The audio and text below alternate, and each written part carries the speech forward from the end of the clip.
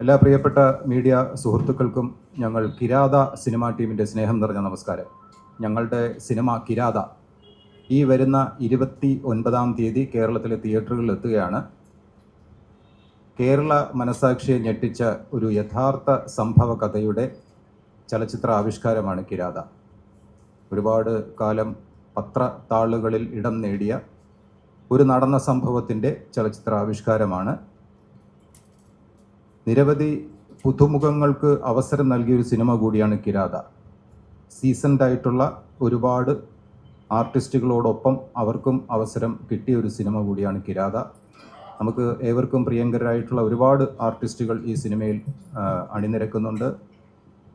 എം.ആർ. ഗോപകുമാർ ചേട്ടൻ, ദിനേശ് പണിക്കരേട്ടൻ, ഡോക്ടർ രജിത് കുമാർ, ചെമ്പിൽ അശോകൻ ചേട്ടൻ, അങ്ങനെ രാജ്മോഹൻ ജി, നിരവധി നീന കുറുപ്പ്, വൈഗ, റോസ്, അരിസ്റ്റോ, സുരേഷ്. എന്തായാലും ഇതിൻ്റെ കൂടുതൽ കാര്യങ്ങൾ നിങ്ങളുമായിട്ട് സംസാരിക്കാൻ അതിന് യോഗ്യരായിട്ടുള്ളവരാണ് ഇപ്പോൾ ഇവിടെ ഇരിക്കുന്നത്. ഞാൻ അവരിലേക്ക് മൈക്ക് കൊടുക്കുന്നതിന് മുമ്പ് നമ്മുടെ ടീമിനെ ഒന്ന് പരിചയപ്പെടുത്താം. സിനിമയുടെ പ്രൊഡ്യൂസർ എടത്തൊടി ഭാസ്കരൻ സാർ, അദ്ദേഹം ബഹ്റിൻ ആണ് വർക്ക് ചെയ്യുന്നത്.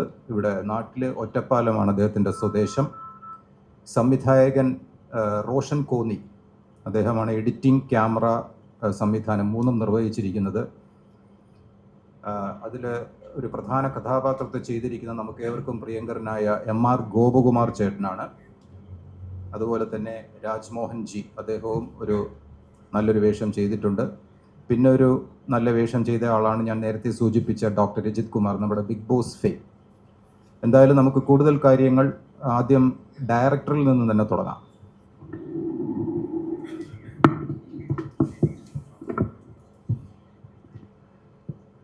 എല്ലാ പ്രിയപ്പെട്ടവർക്കും എൻ്റെ നന്ദി ആദ്യം തന്നെ അറിയിക്കുന്നു. എൻ്റെ പേര് റോഷൻ കോന്നി എന്നാണ്. ഒരു നടന്ന വിഷയത്തെ ആസ്പദമാക്കി ഞാൻ തിരക്കഥയും എഡിറ്റിങ്ങും ക്യാമറ മറ്റു കാര്യങ്ങളും ചെയ്ത് ഞാൻ സംവിധാനം ചെയ്ത ആദ്യത്തെ സിനിമയാണ് കിരാത. അപ്പോൾ ഈ സിനിമ ആനുകാലിക വിഷയത്തെ ചർച്ച ചെയ്യുന്ന, ഇപ്പോൾ നടന്ന ഒരു വിഷയത്തെ, കേരള മനസാക്ഷിയെ ഞെട്ടിച്ച ഒരു വിഷയമാണ് ഈ സിനിമയിൽ പറഞ്ഞു പോകുന്നത്.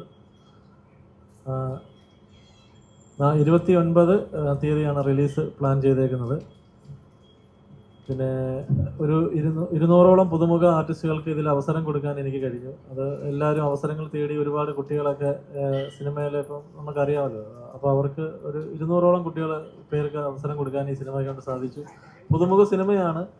വലിയ ഹൈപ്പായ നടന്മാരോ വലിയ ബഡ്ജറ്റിലോ ഒന്നും ഇറങ്ങിയ ഒരു പടമല്ല. ഒരു ചെറിയ പടമാണെങ്കിലും എല്ലാവർക്കും ഇഷ്ടപ്പെടുന്ന രീതിയിൽ പരമാവധി മേക്ക് ചെയ്യാൻ ഞാൻ ശ്രമിച്ചിട്ടുണ്ട്. പിന്നെ ജനങ്ങളുടെ കയ്യിലാണ് വിധിയെടുത്ത്, അവർ തീരുമാനിക്കട്ടെ. അതുകൊണ്ട് ജനങ്ങൾക്ക് വിട്ടുകൊടുക്കുന്നു. ഇപ്പോൾ 29-ാം തീയതി റിലീസാണ്. നിങ്ങളുടെയൊക്കെ സപ്പോർട്ട് ഉണ്ടാവണം എന്നാണ് എനിക്ക് പറയാനുള്ളത്.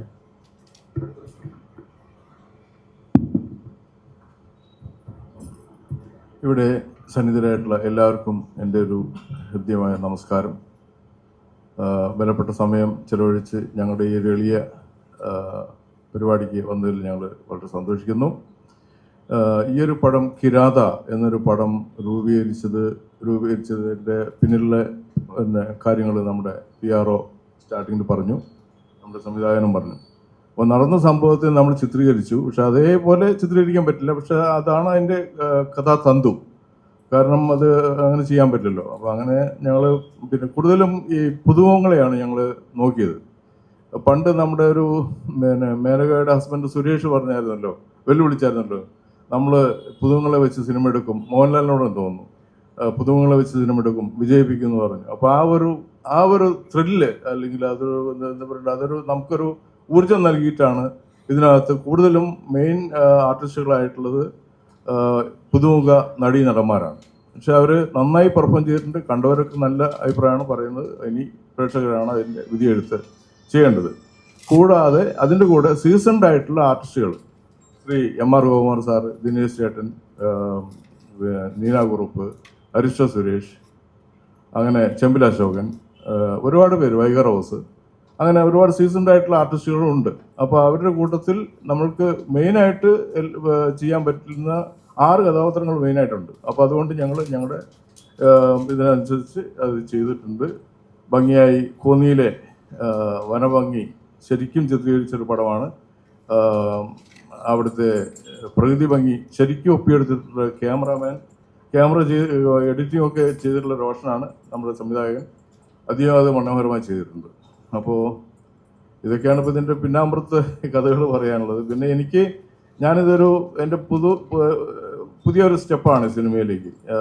ചെറിയ ഒരു ആഗ്രഹം ചെറുതായിട്ട് ഉടലെടുത്തു. 4 ഷോർട്ട് ഫിലിം ആദ്യം ബഹ്റിനിൽ ചെയ്തു. അതിൽ 4 എണ്ണത്തിനും അവാർഡുകളുണ്ട്. ഇപ്പോൾ അതിൽ 2 എണ്ണത്തിനും ഇവിടെ പ്രേമനസീർ സാഹിത്യ പുരസ്കാർ ചലച്ചിത്ര അവാർഡ് 30-ാം തീയതി അതിൽ ഞാനാണ് ഏറ്റവും മികച്ച പ്രൊഡ്യൂസർ ഷോർട്ട് ഫിലിമിൻ്റെ, സ്റ്റാർസ് ഇൻ ദ ഡാർക്ക്നെസ്. പിന്നെ അച്ഛൻ മാഷിൽ 2ാമത്തെ ഷോർട്ട് ഫിലിമാണ് അച്ഛൻ മാഷ്. അതിൽ നമ്മുടെ ശ്രീ M.R. ഗോപകുമാർ സാറാണ് മെയിൻ കഥാപാത്രം. അത് എല്ലാം ജനഹൃദയങ്ങളെ ടച്ച് ചെയ്യുന്നൊരു കഥ ശരിയായി. 20 മിനിറ്റേ ഉള്ളെങ്കിലും ഷോർട്ട് ഫിലിംസ്. അപ്പോൾ അതിനൊക്കെ അവാർഡ് കിട്ടി. നമുക്കിതിന് അവാർഡൊന്നും പ്രതീക്ഷിക്കുന്നില്ലെങ്കിൽ കൂടെ ജനങ്ങൾ നമ്മളൊന്ന് അംഗീകരിക്കുക, സപ്പോർട്ട് ചെയ്യുക.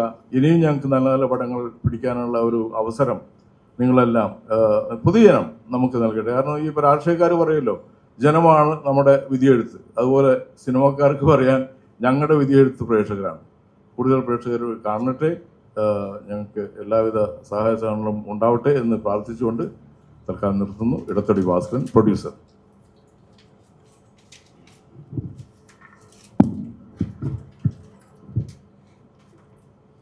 എല്ലാവർക്കും നമസ്കാരം. ഇവിടെ എല്ലാവരും സൂചിപ്പിച്ചതുപോലെ ഇത് നടന്ന ഒരു സംഭവത്തെ ആസ്പദമാക്കി എടുത്ത ഒരു സിനിമയാണ്. അതാണ് നമ്മളെ ഏറ്റവും വേദനിപ്പിക്കുന്നത്. കഥയായിരുന്നെങ്കിൽ നമുക്ക് കുഴപ്പമില്ലായിരുന്നു. ഇങ്ങനൊരു സംഭവം നടന്നിരിക്കുന്നു എന്ന് ആലോചിക്കുമ്പോൾ നമുക്ക് സഹിക്കാൻ പറ്റാത്തൊരു കാര്യമാണ്. നമ്മൾ 100% സാക്ഷരത ഉണ്ടെന്നൊക്കെ അവകാശപ്പെടുന്ന ഒരു സംസ്ഥാനമാണ് നമ്മുടെ. നമ്മൾ ദിവസവും, നിങ്ങളെല്ലാം പത്രക്കാരാണ്, എല്ലാവരും രാവിലെ 3 പത്രമെങ്കിലും വായിക്കുന്ന ആൾക്കാരാണ്. നമ്മൾ ഭയങ്കര പ്രബുദ്ധരാണെന്നാണ് നമ്മുടെ ഒരു പൊങ്ങച്ചം പറച്ചിൽ. പക്ഷെ സ്വന്തം പേര് തെറ്റായിട്ട് എഴുതുന്നതല്ല സാക്ഷരത. അതിന് വായിക്കണം, വായിച്ചത് ഉൾക്കൊള്ളുന്നത് നമ്മുടെ പ്രവൃത്തിയിലൂടെ കാണിക്കണം. ഇത് ചെയ്യാതെ വേറെ ഒരുത്തനെ ദ്രോഹിച്ച് നമുക്ക് നന്നായി കളയാമെന്ന് വിചാരിക്കുന്ന ഒരു സമൂഹമുണ്ട് ഇപ്പോഴും. അതിന് ദ്രോഹിക്കാൻ വേണ്ടി പൂജകളും കർമ്മങ്ങളും ഒക്കെ ചെയ്ത് അവരെ ദ്രോഹിക്കാമെന്ന് വിചാരിക്കുന്ന കുറേ ആൾക്കാരുണ്ട്. അങ്ങനെയുള്ള ഒരു സംഘത്തിൻ്റെ കഥയാണിത്. കൂടുതലൊന്നും ഞാൻ കഥയെക്കുറിച്ച് പറയുന്നില്ല. ഇതിൽ ഞങ്ങളെപ്പോലുള്ള കുറച്ച് പരിചയമുള്ള ആൾക്കാരൊക്കെ ഉണ്ടെങ്കിലും ഞങ്ങൾ ഈ തൂണ് പോലെ നിൽക്കുന്നതേ ഉള്ളൂ. പക്ഷേ ഇതിൻ്റെ എല്ലാ ഡെക്കറേഷൻസും അല്ലെങ്കിൽ ഇതിൻ്റെ മേൽക്കൂരയും ഇതിൻ്റെ എല്ലാ അലങ്കാരങ്ങളും ഇതിലെ പുതിയ നടീനടന്മാരാണ്. അവർ ഇതിലൊരു അസറ്റാണ് ശരിക്കും പറഞ്ഞാൽ. ഞാൻ ഈ സിനിമ മുഴുവൻ കണ്ടതാണ്. അപ്പോൾ ഇത് ശരിക്കും അന്തം വിട്ടുപോയി. ഇവരുടെ പെർഫോമൻസ് ഉണ്ട്, അത്ര നല്ല പെർഫോമൻസാണ് ഇതിലെ പുതിയ ആൾക്കാരുടെ എല്ലാം. പിന്നെ ഇടത്തൊടി സാറിൻ്റെ ഇത് 3ാമത്തെ സിനിമയാണ്. ആദ്യത്തെ 2 ഷോർട്ട് ഫിലിംസ് ആയിരുന്നു. സ്റ്റാർസ് ഇൻ ദ ഡാർക്ക്നെസ് എന്ന് പറയുന്ന ഗംഭീര സിനിമയാണ്, അത് ഞാൻ കണ്ടതാണ്. 2ാമത്തെ അച്ഛൻ മാഷ് എന്ന് പറയുന്ന സിനിമയിൽ ഞാൻ അഭിനയിച്ചതാണ്. ഞാൻ അഭിനയിച്ചത് കൊണ്ടല്ല, മാത്രമല്ല, അല്ലെങ്കിൽ ആ സിനിമ വലിയ കുഴപ്പമില്ലാത്ത സിനിമയാണ്. അപ്പോൾ നല്ല സിനിമ എടുക്കാനുള്ള യോഗം സാറിനുണ്ട്. ഇതും നല്ല സിനിമയായിരിക്കും. ഒരു റോഷൻ പുതുമുഖ സംവിധായകനാണെന്നാണ്. പക്ഷേ നമ്മൾ ആ സിനിമ കാണുമ്പോൾ ഇത് വളരെ എക്സ്പീരിയൻസ്ഡ് ആയിട്ടുള്ള കൃതകസ്ഥനായ ഒരാൾ ചെയ്ത സിനിമ പോലെ അത്ര പെർഫെക്റ്റായിട്ട് ചെയ്തിട്ടുണ്ട്. അതിൻ്റെ എഡിറ്റിംഗ് ആയാലും ശരി, ക്യാമറയുടെ ആയാലും ശരി, ലൊക്കേഷൻ സെലക്ട് ചെയ്തിരിക്കുന്നത് ഗംഭീരമുള്ള എന്ത് മനോഹരമായ ലൊക്കേഷൻസ്. അപ്പോൾ ഇത് തീർച്ചയായിട്ടും കാണുന്ന ആളുകൾക്ക് ഇഷ്ടപ്പെടുമെന്ന് വിചാരിക്കുന്നു. അതുകൊണ്ട് കൂടുതൽ ആളുകൾ കാണണമെന്നാണ് ഞങ്ങളുടെ ആഗ്രഹം. എല്ലാ സിനിമാ പ്രവർത്തകരുടെ ആഗ്രഹം അവരുടെ സിനിമ എല്ലാ കൂടുതൽ ആൾക്കാർ കാണണമെന്നാണ്. പക്ഷേ ഈ സിനിമ അതുകൊണ്ട് മാത്രമല്ല, ഈ സിനിമ നമ്മുടെ മനസ്സിനെ ശുദ്ധീകരിക്കാൻ, വിമലീകരിക്കാൻ, സമൂഹത്തിൽ നമ്മൾ എങ്ങനെ പെരുമാറണമെന്ന് ചിന്തിക്കാൻ യുവതലമുറയെ പ്രേരിപ്പിക്കുന്ന ഒരു സിനിമ കൂടിയാണിത്. തീർച്ചയായിട്ടും എല്ലാവരും ഈ സിനിമ കാണണമെന്നാണ് ഞങ്ങളുടെ അഭ്യർത്ഥന. എല്ലാവരും ആ അഭ്യർത്ഥന സ്വീകരിക്കുമെന്ന് വിചാരിക്കുന്നു. സന്തോഷം.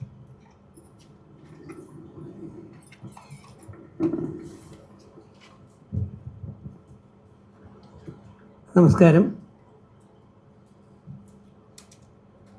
2020 ബിഗ് ബോസിന് ശേഷം അധ്യാപക ജോലി ഉപേക്ഷിച്ച്, അത് ചെറുതല്ല, കാലടി ശങ്കര കോളേജിലെ 5 വർഷം ബാലൻസ് ഉണ്ടായിരുന്നു. കഴിഞ്ഞ വർഷം വരെ ഉണ്ടായിരുന്ന 5 വർഷവും 1.25 കോടി രൂപയോളം വരുന്ന ശമ്പളവും ഉപേക്ഷിച്ചിട്ടാണ് ഈ കലാജീവിതത്തിലേക്ക് വളരെയധികം മനസ്സിൽ കൊണ്ടുവരുന്നൊരു പാഷനാണ് ഈ ഒരു സംരംഭത്തിലേക്ക് ഇറങ്ങിയത്. ഇപ്പോൾ ദൈവം അനുഗ്രഹിച്ച് ഏകദേശം 36ാമത്തെ പടം മെനഞ്ഞാന്ന് കഴിഞ്ഞു. ഈ പടങ്ങളിൽ ഒരു 32-33 എന്തായാലും തിയേറ്ററിൽ വരുമെന്ന് എനിക്ക് ഉറപ്പുള്ളതാണ്. അതിൽ 2-3 തിയേറ്ററിൽ വരില്ല എന്ന് ഞാൻ ഉറപ്പിച്ചിരുന്ന പടങ്ങളിലെ ഒന്നാണ് കിരാത എന്ന് പറയുന്ന ഈ സിനിമ. കാരണം ഈ സിനിമ ഇറങ്ങരുത് എന്നാഗ്രഹിച്ച കുറേ പ്രകൃതി ശക്തികളുണ്ട്. ഒരുപാട് തടസ്സങ്ങളും വെല്ലുവിളികളും നേരിട്ട് ഏകദേശം എനിക്ക് തോന്നുന്നു ഒരു 1.5-2 വർഷമാകാൻ പോകുന്നുണ്ട് അല്ലേ. ഇവർ പറയാതിരുന്നൊരു സംഭവമാണ്. എനിക്ക് ഈ സത്യം കുറച്ച് വിളിച്ച് പറയൽ ശീലം കൂടുതലായിരുന്നു, ഇപ്പം ഞാൻ കുറച്ചു. പക്ഷെ 2 വർഷക്കാലം കൊണ്ട് കഷ്ടപ്പെട്ട് ഇതിൻ്റെ പിന്നാമ്പുറത്ത് എടത്തൊടി ഭാസ്കരൻ ചേട്ടൻ അല്ലാതെ വേറെ വല്ലവരും ആയിരുന്നെങ്കിൽ ഒന്നീ ആത്മഹത്യ ചെയ്തേനെ, റോഷനായിരുന്നെങ്കിൽ ഭ്രാന്ത് പിടിച്ച്, റോഷന് പകരം വേറെ വല്ലവരും ആയിരുന്നെങ്കിൽ മെൻ്റൽ ഹോസ്പിറ്റലായതിനെ. ആ ലെവലിൽ പല രീതിയിലുള്ള തടസ്സങ്ങളും പ്രശ്നങ്ങളും ഉഡായിപ്പുകളും തന്ത്രങ്ങളും അങ്ങനെ എല്ലാം പഠിച്ചു. കാരണം ഇത് തിയേറ്ററിൽ എത്തരുത് എന്നാഗ്രഹിച്ച കുറച്ച് പേര്. കാരണം സത്യം പുറത്തു കൊണ്ടുവരിക എന്നുള്ളതായിരുന്നു ഈ ടീമിൻ്റെ ഒരു അടിത്തറ, അല്ലെങ്കിൽ ആ ഒരു വിശ്വാസം. പക്ഷെ എന്ത് തന്നെ ആയാലും ഇത് ഈ കുടുംബം വിറ്റാണെങ്കിലും ഇത് തിയേറ്ററിൽ എത്തിച്ചേ അടങ്ങൂ എന്നുള്ള എടത്തൊടി ചേട്ടൻ്റെ ഒരൊറ്റ നിർബന്ധ ബുദ്ധിയും അതിനോടൊപ്പം റോഷനും ടീമും കൈകോർത്ത് നമ്മൾക്കൊക്കെ നിൽക്കാൻ ഭാഗ്യം കിട്ടിയത് കൊണ്ടാണ് 2026 മെയ് 29-ാം തീയതി എന്ന് പറഞ്ഞാൽ വരുന്ന വെള്ളിയാഴ്ച ഇത് നിങ്ങളുടെ എല്ലാം സഹായത്തോടെ ദൈവാനുഗ്രഹത്തോടെ തിയേറ്ററിൽ എത്തിച്ചേരുന്നത്. ഈ സിനിമയുടെ ഇതിവൃത്തം എന്ന് പറഞ്ഞു കഴിഞ്ഞാൽ നമുക്ക് എല്ലാവർക്കും സ്വാതന്ത്ര്യം ഇഷ്ടമാണ്. ഞാൻ 26 വർഷം ഒരു കോളേജിലെ അധ്യാപകനായിരുന്നതാണ്. അതിൻ്റെ ഇടയിൽ അമ്മയോടൊപ്പം നിൽക്കാൻ വേണ്ടി ഹയർ സെക്കൻഡറി കുറേ കാലം പണിഞ്ഞതാണ്. ഇവിടെ എല്ലാം ഞാൻ കണ്ടുവരുന്നത് നമ്മൾ പഠിച്ചിരുന്നപ്പോൾ നിങ്ങൾക്ക് തന്നെ അറിയാം, ഇപ്പോൾ SLC ശതമാനം നോക്കിയാൽ 99.99, 823 ഇങ്ങനെ എല്ലാത്തിനെയും കയറ്റി വിടുമ്പം നമ്മൾ പഠിച്ചിരുന്നപ്പോൾ 10ാം ക്ലാസ്സിൽ 48%, 50%, 52% വിജയവും ബാക്കി തോൽവിയായിരുന്നു. ആ സമയത്ത് ഇവിടെ എന്തുണ്ടായി? ഇവിടെ പണി ചെയ്യാൻ വേണ്ടി ആൾക്കാരുണ്ടായിരുന്നു, അതിൽ കിട്ടാൻ അന്യസംസ്ഥാന തൊഴിലാളികളില്ലായിരുന്നു. ഇപ്പോൾ ഏകദേശം 50 ലക്ഷത്തിലധികം അന്യസംസ്ഥാന തൊഴിലാളികളും ജീവനക്കാരും ഇവിടെ വന്നു. നമ്മുടെ കുട്ടികളിൽ 99.9 ജയിച്ചിറങ്ങിയപ്പോൾ തൊഴിലില്ലാതെ വരുന്നു. തൊഴിലില്ലാതെ വരുമ്പോൾ ഏതൊക്കെ ഉഡായിപ്പിലൂടെ, ഏതൊക്കെ കുറുക്കു വഴിയിലൂടെ പൈസ ഉണ്ടാക്കാം, ഗൂഢതന്ത്രം അല്ലെങ്കിൽ ആഭിചാരം അല്ലെങ്കിൽ ഏത് വഴികളിലൂടെയാണ് പണം തട്ടിയെടുക്കുക എന്നുള്ള ക്രിമിനൽ മൈൻഡഡ് പ്രവർത്തനങ്ങൾ കുറച്ച് പേരുടെ ഉള്ളിൽ പ്രവർത്തിക്കുന്നത് നമുക്ക് ഈ സിനിമയിലൂടെ കാണാൻ പറ്റും. അത് റിയലിസ്റ്റിക്കാണ് കംപ്ലീറ്റ്. ഈ സിനിമയുടെ പ്രത്യേകത എന്ന് പറയുന്നത് ഇത് റിയലിസ്റ്റിക് ഫിലിമും അതിൻ്റെ കുറച്ച് ഫാൻറ്റസിയുമായി ചേർന്നിട്ടുള്ള ഒരു ഹൊറർ തന്നെയാണെന്ന് പറയാം. എന്ന് പറഞ്ഞാൽ ഭയങ്കര ഹൊററൊന്നും അല്ല, പക്ഷെ ഒരു നമ്മുടെ നാട്ടിലെ ഒരു സംഭവം അതിൻ്റെ ദൃശ്യാവിഷ്കാരത്തിലൂടെ കാണിക്കുന്നു എന്നുള്ളതേ ഉള്ളൂ. അപ്പം പല രീതിയിൽ അതുപോലെ തന്നെ സ്വാതന്ത്ര്യം, നമ്മുടെ കുട്ടികൾക്ക് ഇന്ന് വളരെയേറെ സ്വാതന്ത്ര്യമാണ്. മഹാഭാഗവത്തിലൊരു എക്സാമ്പിൾ പറയുന്നുണ്ട്. ഇന്ന് പാരൻസ്, പണ്ട് ഒരു പശു അതിൻ്റെ കുട്ടിയെ നക്കി നക്കി നക്കി നക്കി ഒരുപാട് സ്നേഹിച്ച് തുടച്ച് കുട്ടികളുടെ തൊലി പൊളിഞ്ഞു പോയതുപോലെ ഇന്ന് പാരൻസ് മെജോറിറ്റി സ്ഥലങ്ങളിൽ ഓവർ സ്നേഹം കൊടുത്ത് സ്വാതന്ത്ര്യത്തിന് വിട്ടു കഴിയുമ്പം സ്കൂളിൽ പഠിക്കാൻ വരുന്നതിൽ കോളേജുകളിൽ പഠിക്കാൻ വരുന്നവരും ചിലപ്പോൾ ആഘോഷങ്ങൾക്ക് കറങ്ങുമ്പോൾ സ്വാതന്ത്ര്യം എപ്പോഴും നല്ലതാണ്, പക്ഷേ അത് നിയന്ത്രണമില്ലാത്ത രീതിയിലുള്ള സ്വാതന്ത്ര്യങ്ങൾ പല സ്ഥലങ്ങളിലേക്ക് ചെന്ന് കയറുമ്പോൾ അവർ തിരിച്ചു വരുമോ തിരിച്ചു വരില്ലയോ ആ ചോദ്യത്തിനുത്തരം ഈ സിനിമയിൽ കാണാൻ പറ്റും. തിരിച്ചു വരുമെങ്കിൽ അത് എങ്ങനെ വരും, തിരിച്ചു വന്നില്ലെങ്കിൽ അത് ഏതൊക്കെ രീതിയിലാണ് പാരൻസിന് മക്കളെ നഷ്ടപ്പെടാനുള്ള സാധ്യത. അങ്ങനെ മാതാപിതാക്കളെ ബോധവൽക്കരിക്കാൻ വേണ്ടി കൂടിയുള്ള ഒരു നല്ലൊരു മെസ്സേജുള്ള സിനിമയാണ്. പ്ലസ് ലഹരി, എല്ലാത്തരം നമ്മുടെ സമൂഹത്തിൽ ഇന്ന് കാണുന്ന എല്ലാത്തരം നെഗറ്റീവ് ആസ്പെക്റ്റുകളെയും കോർത്തിണക്കിക്കൊണ്ട് വച്ചിരിക്കുന്ന ഒരു സിനിമയാണ്. ആദ്യം ഈ ടൈറ്റിൽ ഇട്ടപ്പോൾ എനിക്കൊരു ഡൗട്ട് ഉണ്ടായിരുന്നു, പക്ഷേ ഈ ടൈറ്റിൽ പോസ്റ്റർ രൂപത്തിൽ ഇപ്പോൾ ഇറങ്ങാൻ തുടങ്ങിയപ്പോഴാണ് ഞാൻ ചിലരോട് സംസാരിച്ചപ്പോഴും അവർ ഇങ്ങോട്ട് തന്നെ പറഞ്ഞു കിരാത. അപ്പോൾ ഒരുപാട് നമ്മുടെ സമൂഹത്തിലെ ഡിസ്ട്രക്റ്റീവ് ഫോഴ്സുകൾ ഉണ്ടല്ലേ എന്ന് ചോദിച്ചു. അത് അങ്ങനെ നമ്മുടെ കുട്ടികൾക്കും പാരൻസിനും ഒരു അവയർനെസ് ഉണ്ടാക്കാൻ, ബോധവൽക്കരണത്തിന് സമൂഹത്തിനോട് ആരും വിളിച്ചു പറയാൻ മനസ്സ് കാണിക്കാത്ത സത്യങ്ങൾ ധൈര്യപൂർവ്വം വിളിച്ചു പറയുന്ന ഒരു സിനിമയാണ് കിരാത. 29-ാം തീയതി നിങ്ങൾ തിയേറ്ററിൽ കയറി കാണുമ്പോൾ നിങ്ങൾക്ക് തീർച്ചയായിട്ടും ആ സന്ദേശങ്ങൾ ബോധ്യപ്പെടും. അപ്പം മനസ്സിലാവും ഞാൻ ഈ പറഞ്ഞ കാര്യങ്ങൾ സത്യമാണെന്ന്. ഞാൻ ജസ്റ്റ് ത്രെഡ് രൂപത്തിൽ പോയി എന്നുള്ളതേ ഉള്ളൂ. കാരണം ഞാനും കാണുന്ന കുറേ കാഴ്ചകളായതുകൊണ്ടാണ്. ഒരു കുട്ടി പോലും നഷ്ടപ്പെട്ടു പോകരുത് ഒരു പാരൻസിനും, ഒരു കുട്ടി പോലും നമ്മുടെ സമൂഹത്തിൽ നിന്ന് നമുക്കെന്താ പറയുക, നമുക്ക് ഹൃദയവേദന ഉണ്ടാകുന്ന രീതിയിൽ നഷ്ടപ്പെട്ടു പോകരുത്, പീഡനം അനുഭവിക്കരുതെന്ന് ആഗ്രഹിക്കുന്ന ഒരു സിനിമയാണ് കിരാതം.